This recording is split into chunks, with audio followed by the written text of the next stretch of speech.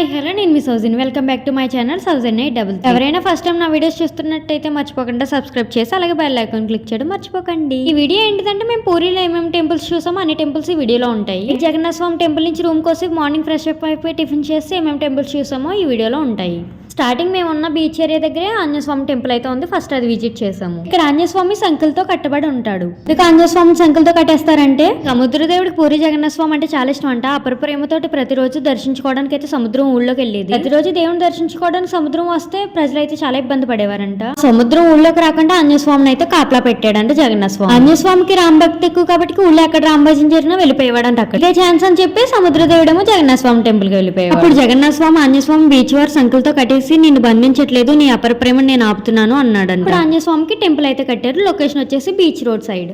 ఇంకా పూరి మొత్తం చూసిన తర్వాత పక్కన ఉన్న కోనార్క్ భువనేశ్వర్ టెంపుల్స్ చూడడానికి టూరిస్ట్ బస్సులు అయితే ఉంటాయి. టూరిస్ట్ బస్సులో 5 టెంపుల్స్ అయితే విజిట్ ఉంటాయి. పర్సన్ 250 చార్జ్ చేస్తారు. మార్నింగ్ 9 కి స్టార్ట్ అయ్యి అన్ని టెంపుల్స్ చూపించేసి అలాగే జూ పార్క్ భువనేశ్వర్ లో ఉంటుంది. అది కూడా చూపించి ఈవినింగ్ 7 కి అయితే దింపుతారు మళ్ళీ పూరిలో. మీరు కనుక పూరి వెళ్తే బడ్జెట్ ఫ్రెండ్లీలో అన్ని చూడాలనుకుంటే కన్ఫర్మ్ గా టూరిస్ట్ బస్ ఎక్కాల్సిందే. మీరు బస్ ఎక్కినప్పటికన్నా బస్ దిగేటప్పుడు 500 కి టూరిస్ట్ బస్ చాలా వర్త్ అని అనుకుంటారు. ఎక్కిన టూరిస్ట్ బస్ లో 5 లొకేషన్స్ చూపిస్తారని చెప్పాను కదా. స్టార్టింగ్ అయితే beach. Starting golden beach. Morning మంచు పడుతుంటే బీచ్ అయితే చాలా బ్యూటిఫుల్ గా ఉంది.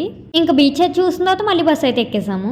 ఎక్కడికి వెళ్ళినా 10 మినిట్స్ టైం అయితే ఇస్తారు. నెక్స్ట్ అయితే కోనార్క్ లో ఉన్న సన్ టెంపుల్ కి అయితే తీసుకెళ్లారు. ఇంకా అలా కోనార్క్ లో దిగ్గానే ఇక్కడ బజార్ అయితే చాలా బాగుంది. ఈ కోనార్క్ సన్ టెంపుల్ లో నవగ్రహ టెంపుల్ అని కూడా అంటారు. కోనార్క్ సన్ టెంపుల్ పూరి నుంచి 35 కిలోమీటర్స్ అయితే వస్తుంది. ఈ కోనార్క్ సన్ టెంపుల్ ప్రత్యేకత ఏంటో తెలుసా? గుడి పైన ఒక మ్యాగ్నెట్, గుడి కింద ఒక మ్యాగ్నెట్ ఉంటదంట. ఆ మ్యాగ్నెట్ వల్ల సూర్య భగవాన్ విగ్రహం గాల్లో తేలినట్టు ఉంటదంట. కానీ ఇప్పుడు ఆ విగ్రహం లేదు అక్కడ. చాలా రోజులు ఆ విగ్రహానికి పూజ చేసిన తర్వాత కొంచెం మంది అటాకర్స్ అయితే వచ్చి ఆ గుడి మీద దాడి చేయడం వల్ల ఆ విగ్రహాన్ని అయితే తెచ్చి పూరిలో ప్రతిష్ఠించారంట. అసలు ఇప్పుడు ఈ టెంపుల్ లో పూజలు ఏమి జరగట్లేదు, కానీ ఇక్కడ ఉన్న శిల్పకళ అయితే చాలా అందంగా ఉంటుంది. సన్ టెంపుల్ అవడం వల్ల ఏమో కానీ ఇక్కడైతే ఎండ చాలా ఎక్కువ ఉంది. సన్ టెంపుల్ కి ఇంకొక ప్రత్యేకత ఉంది. 7 గుర్రాలు 24 చక్రాలు. ఎగ్జాక్ట్ గా టైం చెప్పొచ్చు ఎండ పడేటప్పుడు ఆ చక్రాల్లోని. అంటే 10 రూపీస్ నోట్ మీద ఉన్న చక్రమే ఇక్కడ 24 చక్రాలు ఉంటాయి. మీరు కోనార్క్ లో ఉన్న సన్ టెంపుల్ విజిట్ చేస్తుంటే కామెంట్ చేయండి.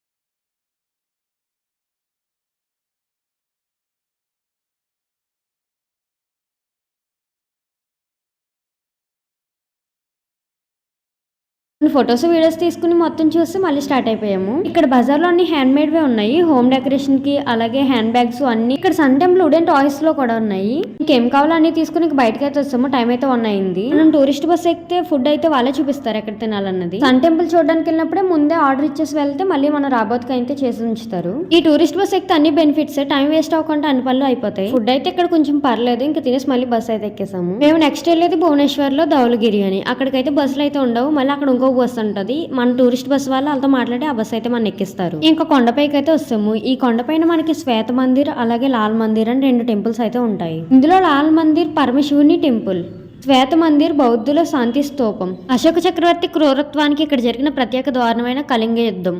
కళింగ యుద్ధానికి ప్రత్యేకంగా నిలిచింది బౌద్ధ స్తూపం.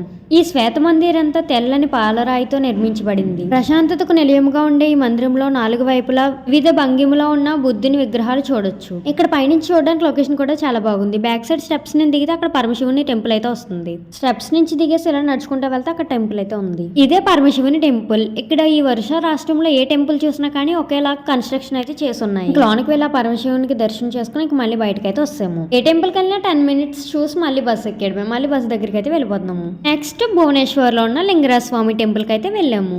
ఈ లింగరాజ స్వామి ఆలయం అచ్చం పూరిలో జగన్నాథ స్వామి ఆలయం ఉన్నట్టే ఉంటుంది. ఈ ఆలయంలో మొబైల్స్ అవి ఎలా ఉండవు, అందుకే నేను వీడియో తీయలేకపోయాను.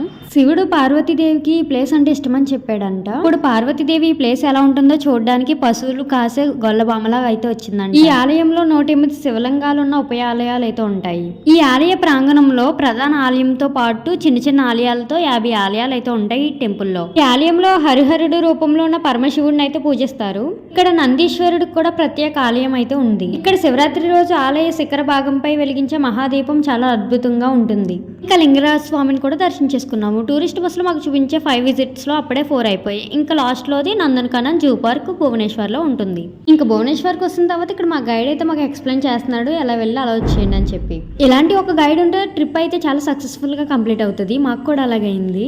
మాకు హిందీ రాదు కదా, మేము ఎలా అర్థం చేసుకున్నాం అనుకుంటున్నారా?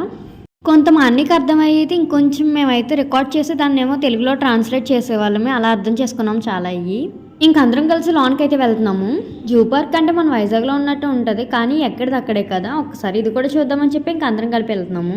మీరు మన వైజాగ్లో ఉన్న జూ పార్క్ వెళ్ళుంటే కామెంట్ చేయండి. నేనైతే 2 times వెళ్ళాను. ఇంకా మా ట్రిప్ అయితే చాలా సక్సెస్ఫుల్గా కంప్లీట్ అయింది. ఫైనల్లీ పూరి జగన్నాథ స్వామిని కూడా చూసాము. అలాగే ఆ చుట్టుపక్కల భువనేశ్వర్లో ఏమేమి ఉన్నాయో కూడా చూసాము. ఇంకెక్కడ భువనేశ్వర్లో ఈవినింగ్ 7కి అయితే ట్రైన్ ఎక్కేద్దామని ఫిక్స్ అయ్యాము. ఇక్కడ బోర్డు ఆటో పెట్టారు కానీ నో యానిమల్స్ ఏమీ లేవు. ఇక్కడ యానిమల్స్ అయితే ఏమీ లేవు. ఇంకా అలా తిరగ్గా ఒక పులి అయితే కనిపించింది. కొంచెం సాటిస్ఫై అయ్యాము లోనికి వచ్చినందుకు. దాన్ని చూసామన్న ఆనందంలో ఇంక మళ్ళీ బయటకు అయితే వస్తాము. ఇంక మళ్ళీ బస్సు ఎక్కేసి భువనేశ్వర్లోనే ట్రైన్ ఎక్కుదామని చెప్పి భువనేశ్వర్ రైల్వే స్టేషన్ దగ్గర బస్సు దింపేమన్నాము. ఇంకా బస్సు దిగేసిన తర్వాత రైల్వే స్టేషన్ 3 kilometers ఉందంటే ఇక్కడ ఆర్టీసీ బస్ అయితే ఎక్కాము. ఇక్కడ బస్సు చూడండి చాలా డిఫరెంట్ గా ఉంది. ఆర్టీసీ బస్సులు కూడా ఏసీ ప్రొవైడ్ చేశారు. 3 kilometers కి 10 rupees అయితే ఛార్జ్ చేశారు.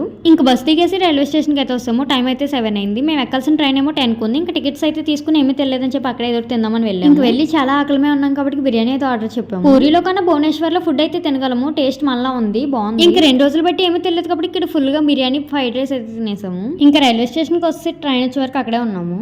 ఇంకా ట్రైన్ రాగానే ట్రైన్ ఎక్కేసి ఫుల్గా పడుకున్నాము. ఇంకా 4కి అయితే వైజాగ్లో దిగేసి మళ్ళీ ట్రైన్ అయితే ఎక్కేసాం 5:30కి. ఇంకా భువనేశ్వర్ నుంచి వైజాగ్ వరకు ట్రైన్ అయితే ఖాళీగా ఉంది, పడుకొని వచ్చాము. ఇంకా మనం వైజాగ్లో ట్రైన్ ఎక్కగానే అసలు సీట్లు అయితే ఖాళీ లేవు. ఇంకా ఉన్న దాంట్లో సర్దుకుపోవాలని చెప్పి ఇంకా పైకి అయితే ఎక్కేసి కూర్చున్నాము. ఇంకా 3 days ట్రిప్ ఏమో ఫేస్లో అయితే వాడిపోయి ఒక్కొక్కరియని. నేనైతే అనకాపల్లిలో చదువుకుంటున్నాను కాబట్టి అనకాపల్లి రైల్వే స్టేషన్లో అయితే దిగేసాను. అమ్మ వాళ్ళు తుల్లో దిగుతారు. ఇంకా హాస్టల్కి అయితే వెళ్ళిపోయాను నేను. ఆ ట్రిప్ అయితే చాలా బాగా కంప్లీట్ అయింది. ఓకే బై, నెక్స్ట్ ట్రిప్తో మళ్ళీ కలుద్దాం. Follow for more videos. ఇలాంటి మంచి మంచి వీడియోస్ కావాలంటే నా ఛానల్ని సబ్స్క్రైబ్ చేసి బెల్ ఐకాన్ క్లిక్ చేయడం మర్చిపోకండి. ఉంటాను, బాయ్.